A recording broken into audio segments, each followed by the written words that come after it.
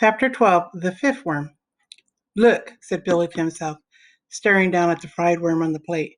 Be sensible. How can it hurt me? I've eaten 4 already. Tom was just scared. He's like that. He eggs other people on, but he never wants to do anything himself. Give up? Asked Alan. Come on, said Joe. We haven't got all day. 5 more minutes, said Alan. Then I win. There's no time limit, said Billy. For the first time he wondered what he'd do if he lost. Where could he ever get $50? But how could he eat 10 more? Big, fat, ugly, soft, brown things. He couldn't ask his father for $50. He heard Alan and Joe whispering together. He's gonna quit. Yeah, I knew he'd never make it when I bet with him. He talks big. Him and Tom are just the same, but they never do anything. Billy gritted his teeth, glopped on ketchup, mustard, salt, grated cheese, whatever was on the crate, anything, everything, and then grabbed up the worm and tore it apart with his hands, stuffing it into his mouth, chewing and swallowing, gulping. Then, panting, he reached out and wiped his gooey hands on Alan's trousers and grinned messily up at him and said, There, 5. Chapter 13 Nothing to Worry About.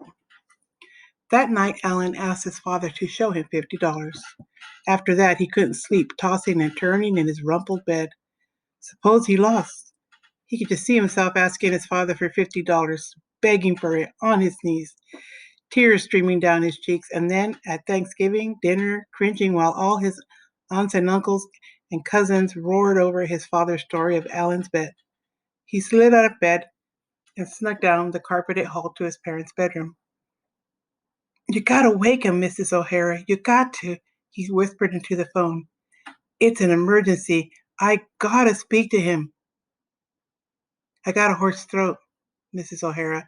That's why I'm whispering. Please.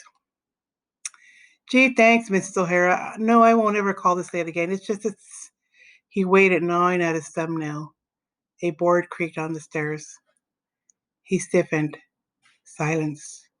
What do you want? Said Joe suddenly over the telephone. Geez, I was sleeping. You woke me up. Joe, suppose I lose. My father will never let me take the money out of my savings account. I know he won't. You think I'll lose, Joe?